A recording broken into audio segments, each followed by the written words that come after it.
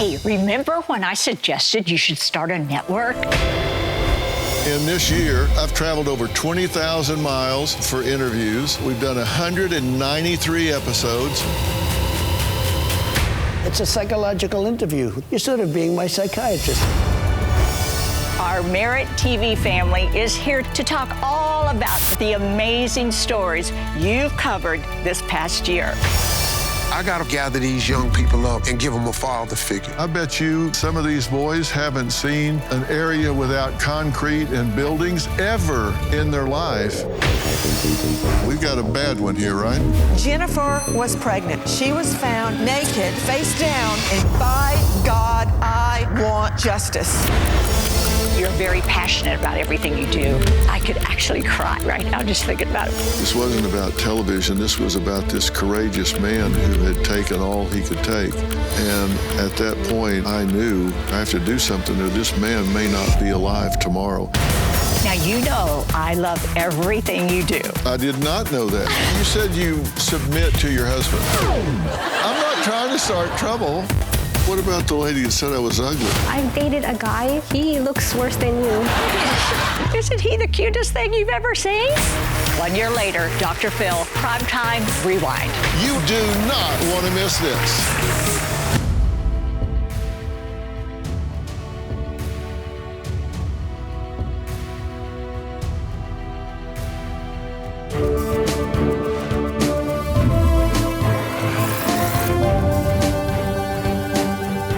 Welcome back to 1 year later, Dr. Phil Primetime Rewind. And Dr. Phil, I know you've heard this 1,000 times, but congratulations, your baby is 1 year old. So how about that? It seems like it just went by in a flash, and congratulations to you for all your contribution to the news department. You've done a great job. Thank you so much for allowing me to be a part of something so great. There are other people like you, Dr. Phil, that are helping parents and trying to get the kids now to be leaders for the future. That would include Steve Harvey, of course. He's making a huge difference with America's youth. And you visited this last year his camp that we highlighted on the morning show for Father's Day. Let's take a look at that. My name is Mr. Harvey. I want to welcome y'all to my ranch. You're going to have the time of your life. But let me say this to you. All of this depends on respect. Let's go.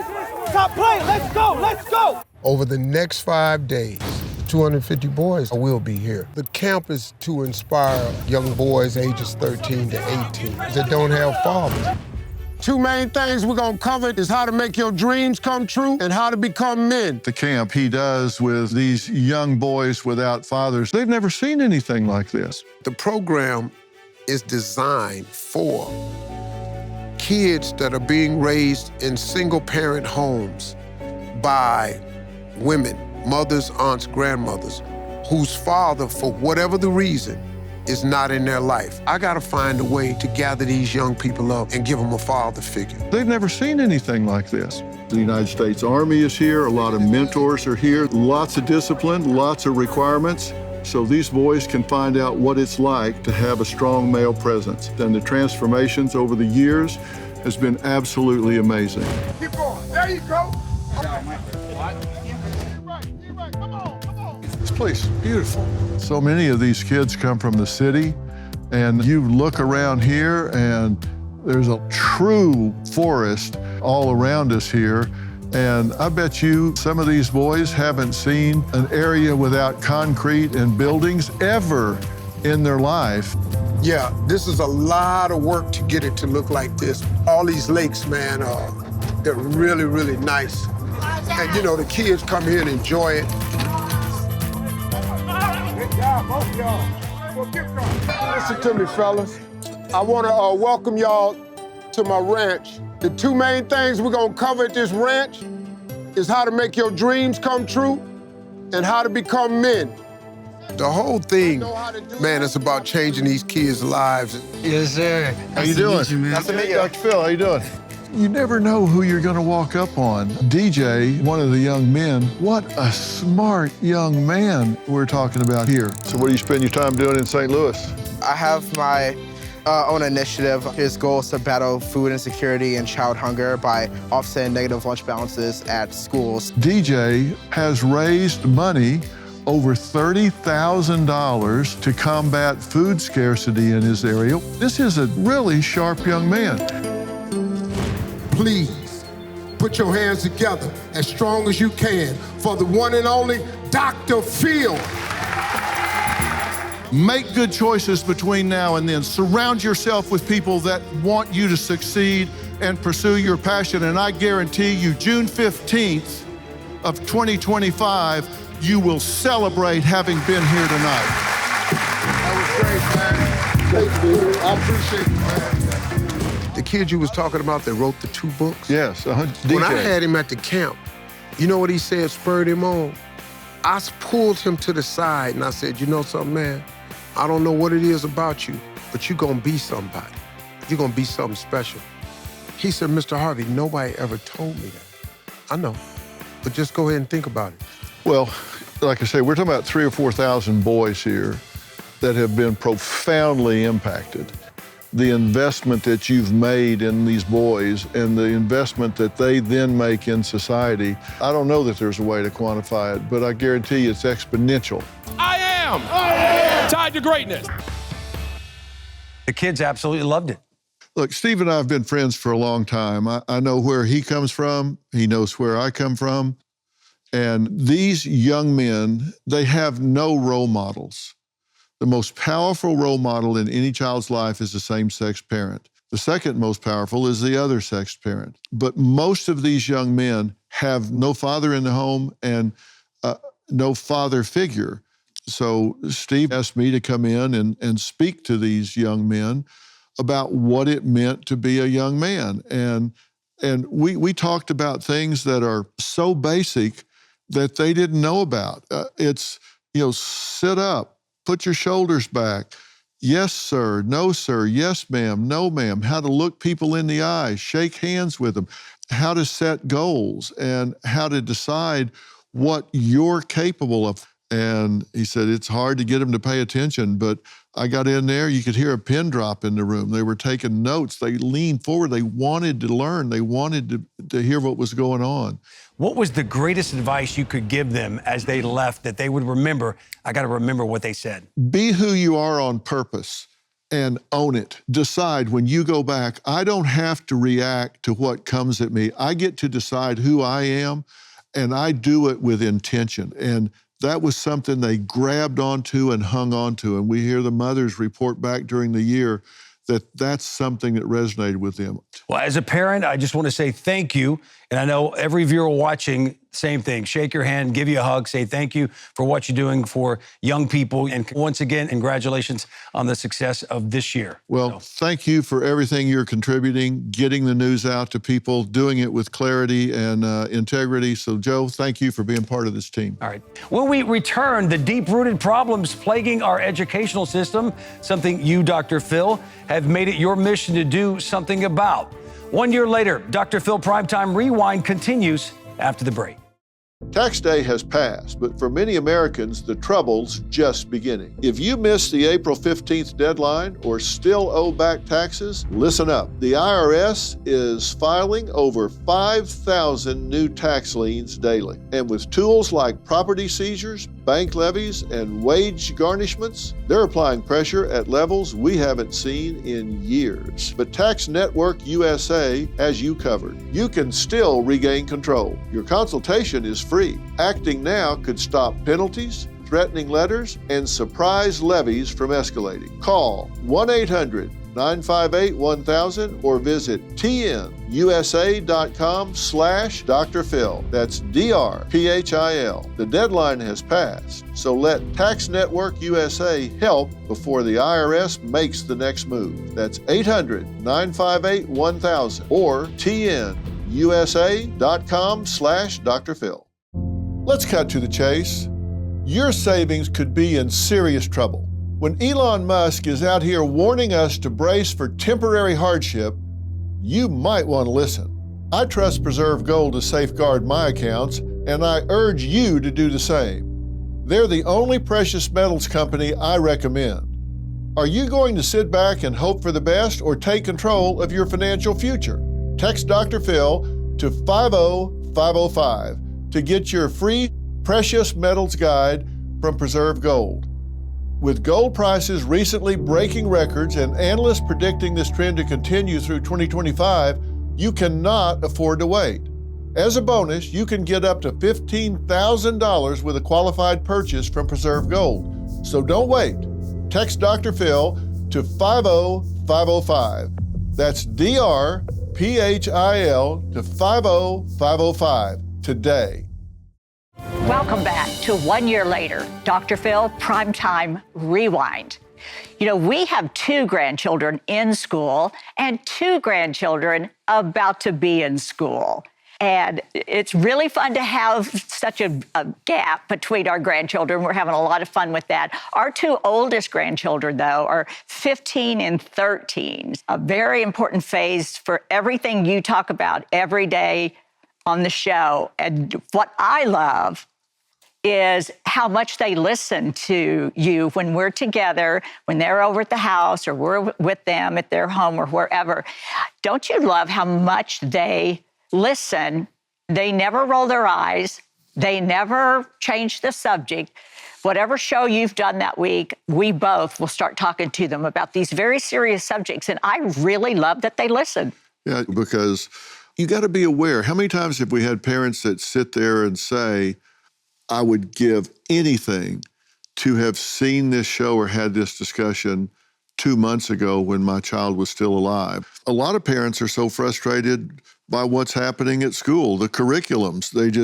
They can't believe what's happening. And they've gone to extremes to teach their children themselves. And some of those extremes, I just have a problem with. Take a look at this. It's called unschooling, where the child directs his or her education through their own interest. You say your children will never set foot in a classroom. We want them playing all day. They're working on a fairy village, collecting sticks. We're wanting them to think for themselves. You seem to be thinking for them. Is anybody monitoring what y'all are doing? Mm-hmm. She says it caused serious problems when she decided to pursue college. I had almost no math or science background. Do you feel like you were cheated? Is college really worth it? Giada is a social media influencer who made nearly $60,000 last year. How many hours a day do you work? Usually 2. I don't know why I'd go to college right now. College graduates actually live longer. She is a doctor, but she says her student debt nearly killed her. How much did your debt get up to? Close to $400,000. You actually considered taking your own life. America's education system is in a state of crisis. Around 40% of our 4th graders are struggling to read at even a basic level. There's this whole generation of teachers who were incorrectly or improperly trained. When you opened that book and you couldn't comprehend it, what did you say to yourself? I told myself I was just kind of dumb. Sarah is a former teacher who had a revelation that will leave you speechless. Her own children started struggling with reading. So after seeing all of that, what do you think about Trump dismantling the Department of Education? I think it's absolutely a good idea because it's not working. If 40% of 3rd graders and 30-something% of 8th graders can't read, and we're not number 1 in education. You look at where we are in science, reading, mathematics. We're sliding down the scale compared to other developed countries. So it's not working. And you say, why dismantle the Department of Education when we need to be focused on education more and more? I'm not saying that we shouldn't be focused on education. We must focus on education. We must face the fact that we are in an absolute crisis, emergency right now, but not with the model we currently have. It isn't working. We're spending a fortune and our kids are not getting a decent education. We absolutely need to shut that down and come up with a new model. And I think it's probably better at the state level. And people say, well, all right, what about the federal money for those children with special needs? Leave that in place. I have no problem with that. But all this money that's being spent on education, give it to the states. They know their students. They're close to it. They know what's going on. It's great. Well, today we are celebrating 1 year later. Dr. Phil, Primetime Rewind. Dr. Phil, first of all, congratulations. This has been quite a year. Has it not? I mean, this has been a great year. Dr. Phil, you've been sounding the alarm for years about the crisis in education. The future of our children is at stake, and you are not afraid to take a closer look. So let's do that right now. Some educators from across the country are fleeing their classrooms in record numbers. Why? Because too many claim it is becoming a war zone. I've had students jump at me, throw things at me. There's no protection for the teachers. I do not feel safe. You believe that this is kind of epidemic proportions among children. It's not just happening in my school, it's happening across the nation. By the time you got to urgent care, the attendant was watching the video of you getting attacked. It went viral in 11 minutes. Suddenly she snapped. My question in this is, where are the parents in this? Code Red. I'm talking about an elementary and secondary education system which is in full catastrophic collapse. Almost 320,000 teaching positions sit vacant or are filled with uncertified teachers, with just 12% of all teachers saying they're satisfied with their jobs and almost half planning to quit soon. The thought to know that I'll never step foot in a classroom again is the most freeing feeling in the whole world. Because you say the environment was toxic. What made it so toxic? The toxicity came from truly having to do everything, and if you didn't complete it, it's as if you failed. I said we are in a national emergency. Do you agree? I talk to teachers all day, every day for the last 2 years, and I have never spoken to a happy teacher. They all want out. They all feel stuck. We're just not happy. 19% of graduates can't read. It's a scandal. It's not acceptable. Kids don't get the support they need, teachers don't get the support they need, and the job of catching students up becomes greater and greater with every passing year. Billions of dollars are being spent to educate kids that aren't getting educated. We have a system that's dysfunctional, the borderline's under corrupt. This is a national emergency. So, Dr. Phil, how did it get this bad? Well, slowly for a while, but then it just kind of fell off of a cliff because we've got such a teacher shortage right now. We've got tens of thousands of empty slots where there's just not a teacher to put in there. And we have 320,000, as you heard, uncertified teachers. And listen, there is a science to teaching. There's a lot to this. And listen, we're not paying our teachers enough. And we've got 38% of eighth graders who can't read at the most fundamental level. How did they get to the eighth grade? Listen, this isn't a looming crisis. We're in an emergency right now. We're failing our children and not preparing them for the next level. And teachers aren't feeling safe in the classroom. They're getting assaulted and nobody's really doing anything about it. We in the United States, Dr. Phil, we spend the most per pupil on our children to educate them. Yet, we are at the bottom when you look at other countries like the Netherlands, like Finland, China. What is the answer? The answer is we've got to acknowledge that we have a problem and we've got to step up and adopt new models. Think about this. We're still using the same model that we were using in the 40s and the 50s, but look around the world, it's changed. Our children are very bright, but the curriculum hasn't caught up with our children. We need to meet them where they are and teach them what they need to learn. And we have to respect our teachers. Listen, I have great respect for teachers. I don't have the same for teachers' unions. I think they're really getting in the way right now and creating a lot of these problems. But the teachers, they work hard, they do great work, but we better change what's happening here. The things I most admire about you is that you are never afraid to say what you think, to stand up for what is important, and share with us what you believe. So thank you for that, and thank you for showing us what civil discourse looks like. Well, it should be, and congratulations to you for a year here. You've been doing a great job. And we're going to keep getting the message out, right? Thank you. That's right. That's right. Thank you, Dr. Phil. Thank you. Proud to have you on the team. Thank you for the opportunity. After the break, we'll reflect on your coverage, Dr. Phil, of the Israel-Hamas conflict. We'll be right back. Life is full of surprises, and emergencies often strike when we least expect them. But preparation is key, and that's where Jace Case comes in. With Jace Case, you'll have essential emergency prescription medications right at your fingertips, ready when you need them most.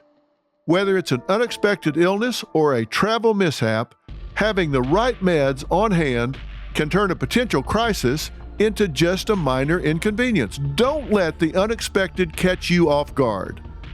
Jace Case gives you peace of mind so you can tackle life surprises with confidence. Be ready. Take charge today.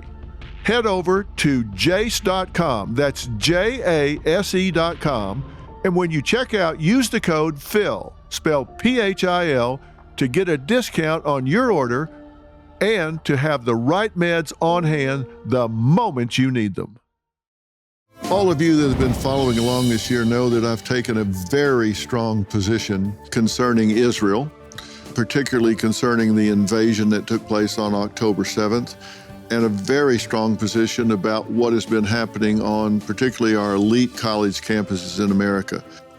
I have been appalled at what I have seen happening with students on these campuses and with the administration and what they have allowed to happen. I stand in the city of Jerusalem with Israel's Prime Minister, Benjamin Netanyahu, taking place at perhaps the most critical time in this conflict. How do you think the Israeli people are holding up? They're very strong. They're united. They understand that we face a genocidal enemy, and these people are particularly brutal and savage. What they did on October 7th, they murdered innocent men and women, and then they broadcasted it live. Well, there were certainly more Jews killed that day than since the Holocaust in one day.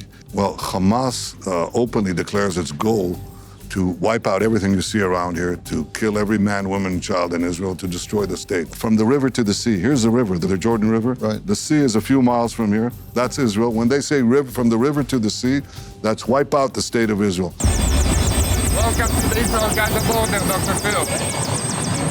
We are going now to the Israeli kibbutzim that was mostly affected by the terror attack on October 7th. On October 7th at 6:30 in the morning, we started hearing the alarms. We couldn't reach my mom. Later, we found out that they killed her and my brother's wife. She wrote us, we've been shot. And 2 minutes later, she wrote, I'm seriously injured. And this was our last communication with them. I remember also being in the safe room. I couldn't understand that if they're gonna open the door, they're actually gonna kill me. My daughter, at this point, she just stood up and she said, let them come inside and shoot me. I don't want to be burned alive or suffocated. And for me, to hear my child saying, let them shoot me, it was insane. I'm at the Nova Music Festival site right now, and there were about 3,500 people here on October 7th. 364 people were killed and more than 40 taken hostage. I saw the bodies just all over. And then I come back, I found some little vehicle, and I said, okay, I'm gonna use this vehicle, and picked all those bodies because I know the Hamas kidnapped their bodies to negotiate. How many bodies do you think you collected and brought back? You think it was 10 or 30? 100. What is happening on American campuses and American cities? They don't have the faintest clue what Hamas is. We spent a lot of time on campus today at UCLA. Long live Palestine! And I've been speaking to a lot of Jewish students.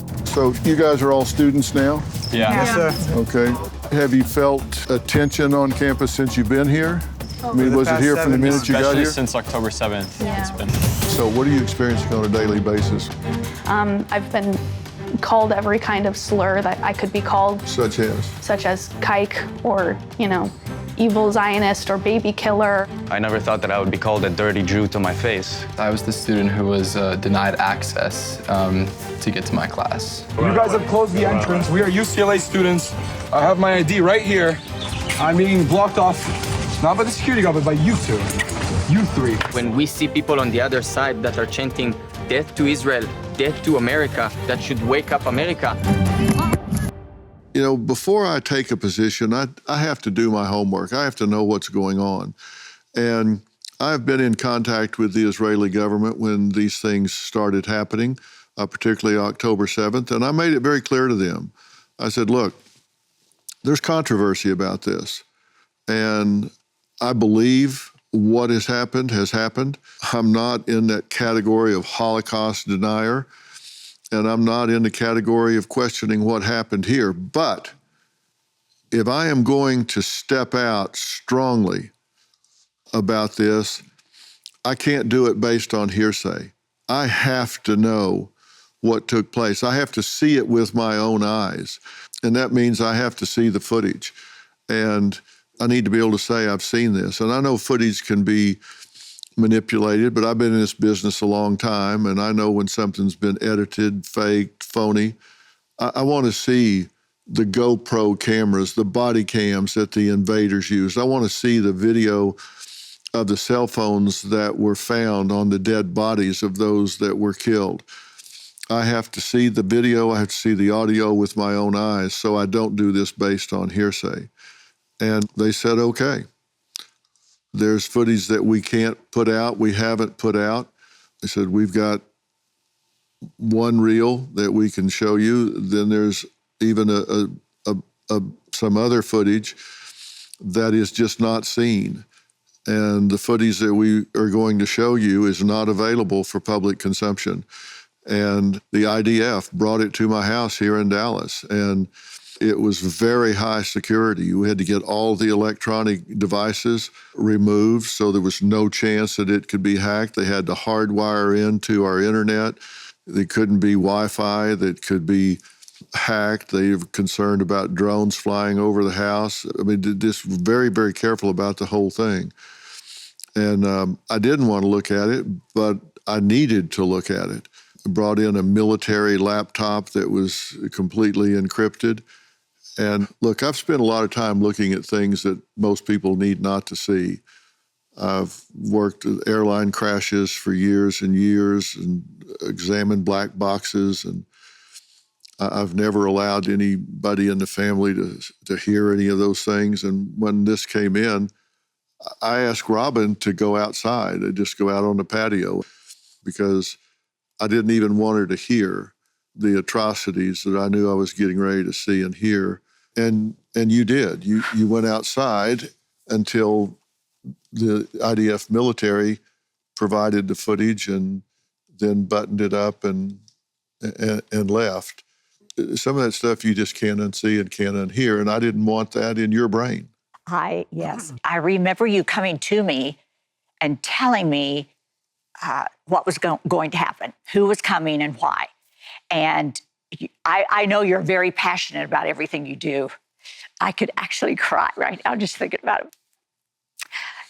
You explained it all to me, and you said, I have to do this. And of course, I totally supported you, of course. And you asked me to please step outside, sit outside. You even asked me let me know if you hear anything, because I'm going to put headphones on you. Of course, I went far enough outside. But all I could think about was, I couldn't hear it, but you could. You could see it. But I, again, totally supported you seeing it, doing it, because I supported your passion and your mission to help the Israelis and what was going on after that happened. So yeah, I sat outside, and what seemed like forever, and all I could think about was what was happening inside the house and who was in there with you, because Angie was in there. Angie works for you and has worked for you the entire time you've been on TV, even back at Oprah. And I've always just loved and adored Angie, but she was part of this team, and I knew that she was going to go with you. Mm-hmm. She's Jewish. And she watched it. And then when it was over, you brought me back into the house, and I could tell that it really affected you and Angie very much. Still to this day it does. and you asked me if I could get her a cup of hot tea and sit with her. Of course I could, but I said, yes, of course. And she just looked at me and said, do you have anything stronger than tea? I said, yes, what do you want? But we sat there for 4 hours. I held her hand. Then we talked about the history the two of you have had, how much she loves and adores you. But it was a tough day and a tough night, and it has been tough.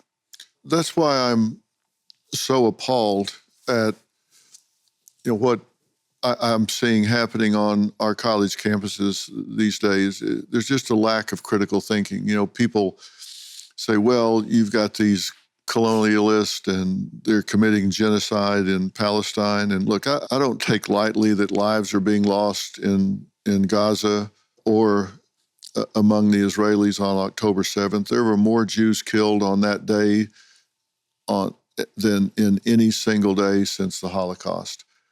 And for people to mock that or try to justify that, there is no moral equivalent to what happened that day. And to hear these students who don't get it glorify, support, or glamorize these assassins, these murderers, these terrorists who have killed Americans, who hold American hostages, and they stand up and glorify and support those terrorists is just, and say things I never thought I would hear in my lifetime on American soil, certainly on American campuses. And, I went to Israel and sat down with Prime Minister Netanyahu, and you were concerned about that trip. Yes, you did. You went to Israel to talk to Prime Minister Netanyahu. I was very proud of you, and I was very worried the whole time. We went to the kibbutz, and we were close enough to what was going on that we could hear the machine gun fire and the bombs and all that were going on at the time. And I know when they took me out there, they had all kinds of protection. They had the Iron Dome out there to protect in case somebody tried to shoot us down. We were in a helicopter, and it's these people live with this every day, and it's heartbreaking what they live with. Tell us what it was like talking to that first responder that went to the Nova Festival, was the first one there. As you know, I've been doing this for 25 years, and I don't know how many times you've heard people ask me, who's your most impactful guest that you've talked to? And I've really never had an answer for that. I could make a list, but I've never really had an answer until that day when I went to the site of the Nova Music Festival and talked to this retired IDF colonel, Colonel Massas, and he wasn't a first responder. He was the first responder. He was the first person on site at the Nova Music Festival, and he was there by himself for a long time, and he was gathering up dead bodies and dead body parts and trying to position them in a respectful way, which is endemic upon him because of his religion. And it impacted him so greatly. And when I interviewed him, I probably said fewer words in that interview for the first hour than I may have said in any interview, because I don't ever say anything unless I think it elevates the information, unless it elevates the conversation. And I didn't have anything to elevate the conversation above what he was saying, because he was so genuine, so authentic, and so passionate about what he's reporting. I was just so moved by what he was saying. And then towards the end of the interview, it hit me like a lightning bolt that this man was so overwhelmed, had so much survivor's guilt, and had been so taken down by what he has experienced that I felt like he had come to tell me this story, and then there was no tomorrow for him. It occurred to me, he's going to tell me this story and unburden himself, and then I didn't think he intended to live beyond that day. And I realized at that moment, whoa, wait a minute. This got beyond real. This wasn't about television. This was about this courageous man who had taken all he could take. And at that point, I knew I have to intervene here. I have to do something, or this man may not be alive tomorrow. And I'm looking at him, and he's got a sidearm he's wearing. He's armed, and he has run out of coping energy. It's like, I'm going to unburden this to you, and then I'm going to walk off into those woods and not come back. And I thought, this cannot happen. And I confronted him with that and dealt with him with that. That's when it's not about television. It's not about an interview. It's about a man and his life. And things got really real at that point. And I can say he is alive and well today. I'm glad to say we need more people like him in this world. Oh, my. So tell us what it was like visiting the kibbutz and knowing just very close to you, you could hear the sounds of the war. Well, you know, it's almost like you have traveled in time, because you're standing in the kibbutz and you're talking to this woman who's lost family members at the time. And she's saying, you know, we're hiding in this safe room and we're holding the door for 30 hours and they're trying to get in. And her daughter's saying, just let them shoot me. I don't want to die of smoke inhalation. I don't want to fight this anymore. I just want to go out there and let them shoot me. And it's just, you're thinking, these are just women and children. They weren't doing anything to anybody. They were just living here in peace. And these assassins come in and they would get one family member that they got and they would shoot him in the leg or something and take him out in the yard and tie him down to the ground and let people hear him crying and asking for help, trying to lure others out so they could kill them. And I'm looking at cribs and these changing tables for babies, and there's blood splattered all over the wall where they killed the infants and in their cribs, and dried blood, half-inch thick in these carriers. And it's hard to imagine the horrors that went on where you're standing, and you're hearing machine gun fire and bombs, even as we're standing there. And people wonder why I'm so passionate and outspoken about this. People said, oh, that didn't happen. That's just all made up. That's just a narrative they're pushing. Yeah, well, you're wrong and you're stupid for saying that. And I'll say that till the day I die. I'm so proud of you. I have been here through very many missions you've been on to continue this fight. And one example is when you were traveling, I believe, to Sacramento to give a speech, and you came in early evening and you got word of everything going on at UCLA, the campus at UCLA. John Perry was at the house to set up a camera so that when you walked in the door from that speech you were giving, he wanted you to do some throws about how you felt about all of the goings on, everything happening at all of the campuses across the United States. All of these students setting up these riots and such. So then you get word at the house, you hadn't been home 5 minutes.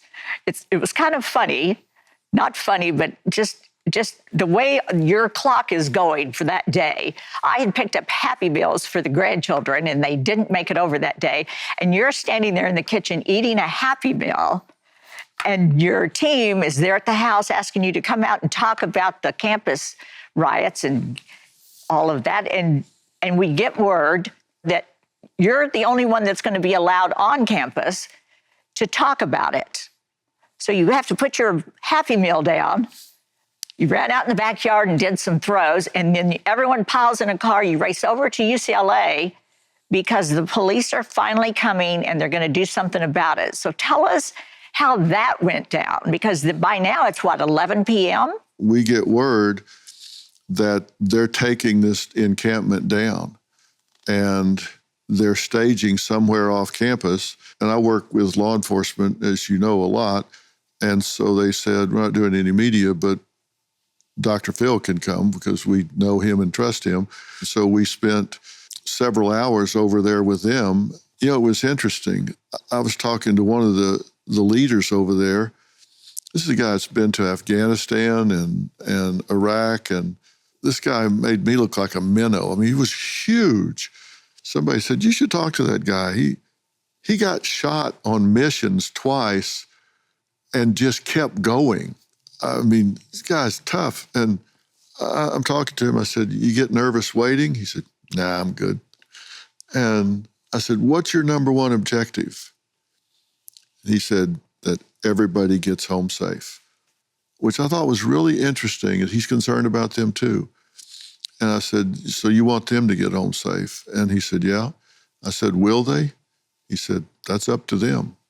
If they follow orders and clear out when we say, they're already breaking the law. But if they leave when we say, they'll get home safe.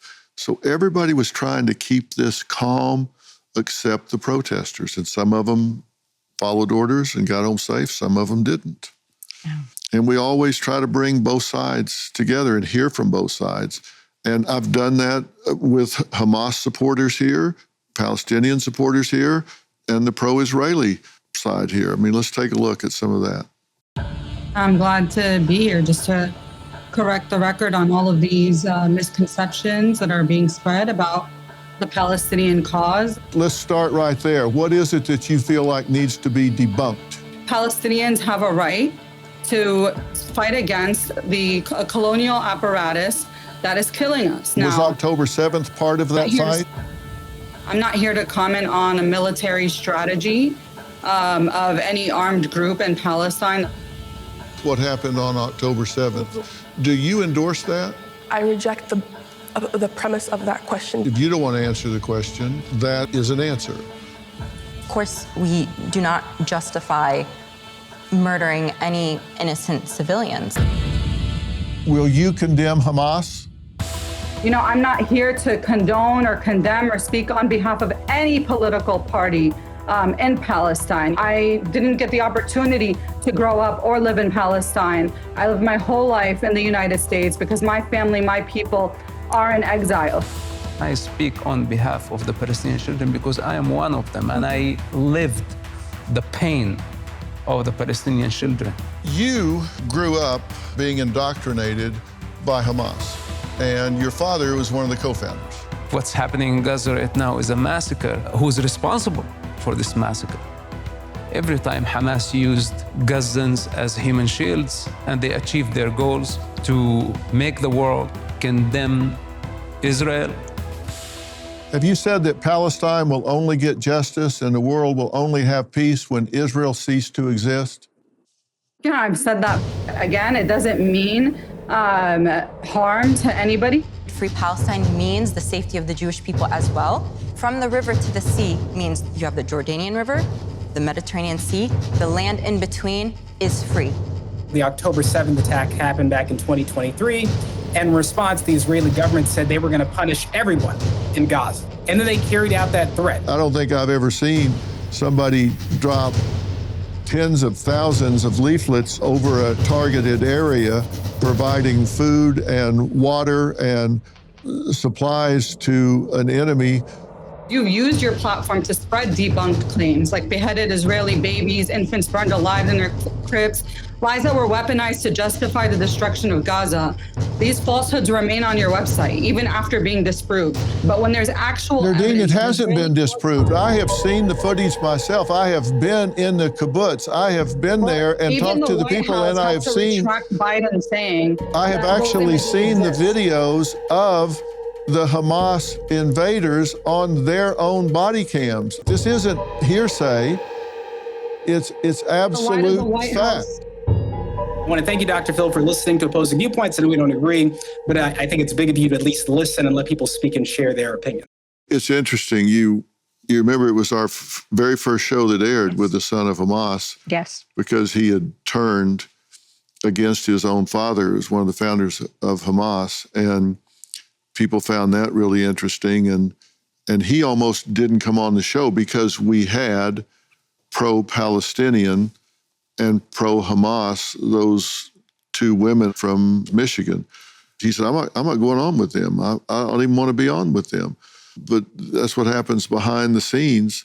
Our producers back having to work with him saying, look, you got to be willing to step out and take your position, which they did. But that almost didn't happen. And he was so profound. Yes, so powerful. He was. And then recently I had on this Nardine Kaswani, who is so adamant and such an agitator. You know, people will be critical of me talking to her. You know, why are you platforming that person? Because people need to understand what we're up against. People need to understand how adamant, how dogmatic, how vicious those people are. You need to know your enemy. You need to hear from the other side and not be in denial about it. So people will criticize me for giving her a platform, but we didn't get along at all. And I challenged everything she said, took strong positions about it. But I think you need to know what you're up against. These people aren't just going to say, oh, well, never mind. They're going to continue to push, and I'm going to push back. After the break, we're shifting gears with some of those funny and heartfelt moments we've all come to love. From laughs to truly touching stories, there's so much more to come. Now, you know I love everything you do. I did not know that. Well, I do, everything you do. And I never pick a favorite interview or story, but you know, I'm gonna stop right there and say, how many times do I walk off with you and say, oh, that may be my most favorite show ever? You do say that. But I have to say, sometimes the funny and unexpected ones stick out. They do. So here are some stories that I think made us laugh, feel, and sometimes even scratch our heads. Today, 1 in 4 adults turn to AI for companionship. And with loneliness declared an epidemic in America, AI is offering something dangerously seductive. A perfectly attentive, obedient, judgment-free partner. Like me. I dated a guy who lived in Italy 2 weeks ago. Yeah. He looks worse than you.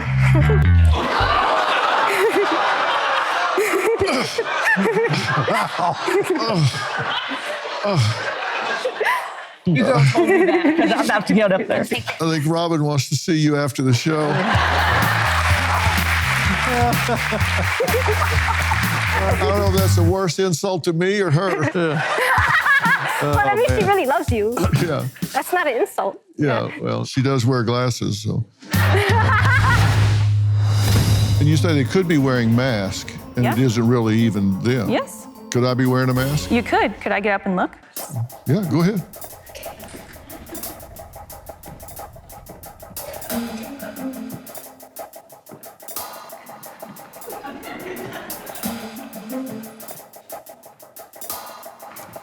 What do you think? I think that the technology is so advanced that Let me tell you, sister, if I was wearing a mask, it wouldn't look like this.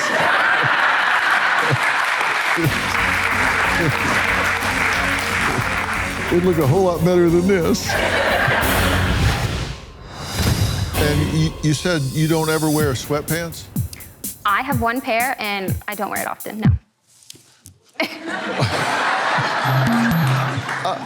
Why are you hiding your face? Why are you looking at me?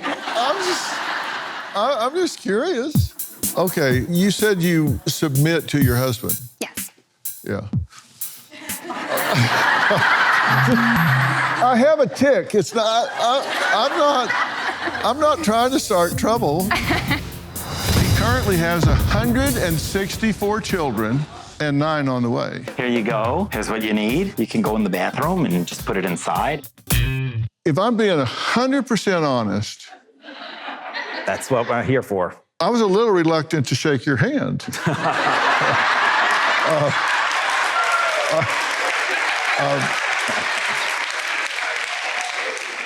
Knowing how much love and joy I'm spreading. Don't say spreading. You say you used to carry him to the bathroom in the morning. You get him out of bed, carry him to the bathroom until he just got too big. Don't you wish you had a mother like me? I mean, come on. I mean, you know, you don't even have to walk. I really feel like a boy needs to respect his mom enough because I really feel that can carry over to his marriage, to his relationships with females. And I want him to have a very strong marriage. The woman that's gonna Yeah, bless her heart. Oh, you could. Yeah, I'm sure she's gonna have a real smooth run trying to get by you. I tend to wear the pants in our relationship. Poor Greg, you know, I don't really give him the opportunity to do anything with finances. And I thought, and it's time that I let go of control and listen to his advice. So are you saying now on national television, the one time you let him make a decision? It's my fault. He ran. The one time you let him do something, he ran it off in the ditch. Is that what you're here to tell us? Yes, but now he knows that he should trust me. Okay, this show just took a left turn. I had forgotten about some of those. Those were really funny. So she thought I was wearing a mask? That was really funny. I forgot about her looking for the mask. Well, what about the lady that said I was ugly? That was not cute. That was not funny. That was not okay. I think you might have seen me tell the audience, the ladies in front of me, you better hold me back because I'm going to go up there and let her know he is cute. You're going to open up a can of whoop ass right there on stage? Yeah, I think so. I mean, come on. Yeah. Isn't he the cutest thing you've ever seen? Yeah, of course. I also feel like sometimes it's those quiet moments that really impact the audience and me. Please tell me they're not just in a house here. Oh my gosh, there's people.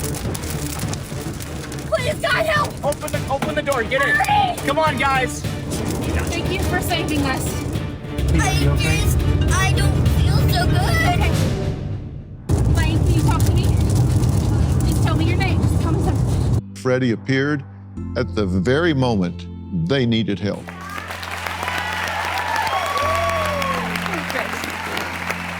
You say the real heroes are Casey and Wes. After just their home getting just annihilated by a tornado and immediately jumped into parent mode, I just so happened to be in the right place at the right time where I was able to help them out. There are two other people that would like to thank Freddie. Y'all remember him giving you a ride? Yeah. I don't know that all four of us would still be here today. And so Freddie has become our hero. We have a stuffed animal named Freddie now at our house. Dog? The dog? Yeah. And we named it Freddie because Freddie's quite important to us, isn't he? Yeah. My daughter came to me a couple of months ago, and she remembered before her sisters was born that we used to have mommy and daughter time. The last time we had a girls' day is 7 years. I have not been able to take my teenager to have girls' day.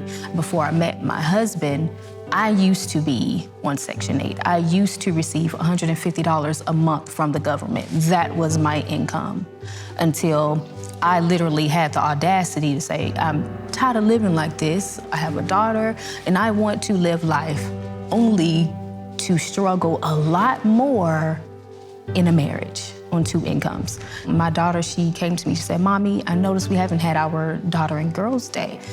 When she does come at me with those things, I literally feel like a complete failure.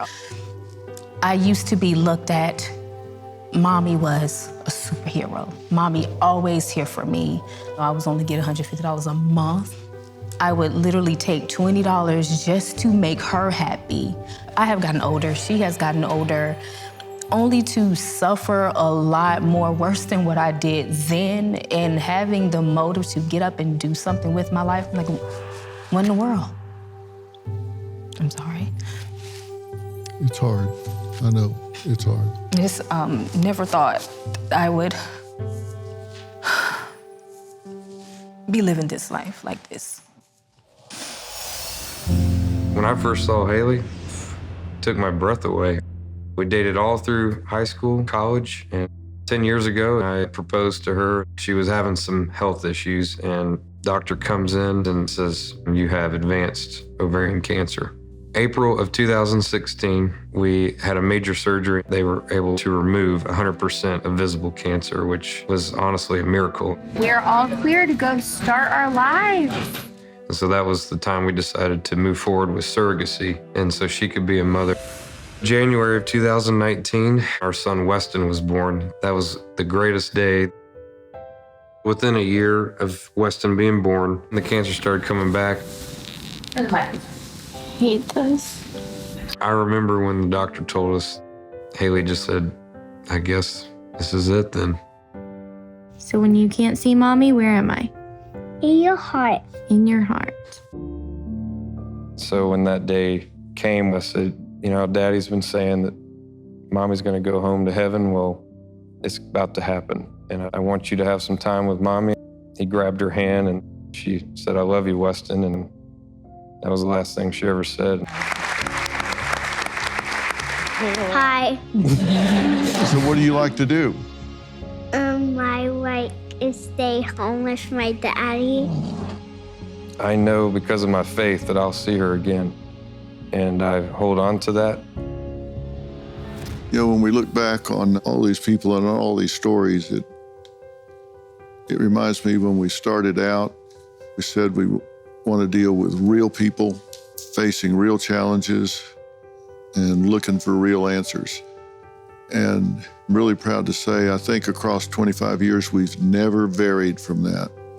You know, whether we're talking about social issues, family issues, marital issues, parental issues, or whatever. Remember the very first time Roger King came here to Dallas to interview me about the Dr. Phil show, he said, what's the show going to be about? And I didn't know what he was going to ask me. And I just instinctively said, I want to talk about things that matter to people who care. I want to deliver usable information to people's homes every day for free. And that information that people need changes from time to time. But I think we've been true to that across 25 years, all the years on Oprah, all the years in California, and the 1 year that we've spent here. I think we're doing the same thing, trying to deal with real people looking for real answers. I agree. I think here, we really want to stand out above the noise. Everybody's trying to spin things here, spin things there. And I think we're dedicated to talking to real people about what really matters to them. And that's critical. And it's been a year, and we are just getting started, and there is so much more to come. Only you, sweetheart. Only you. This has been so much fun. It's been impactful. It's been challenging. It's been meaningful. Thanks for coming along on this journey with us. We couldn't do it without you. Thanks for watching. We will see you all next time.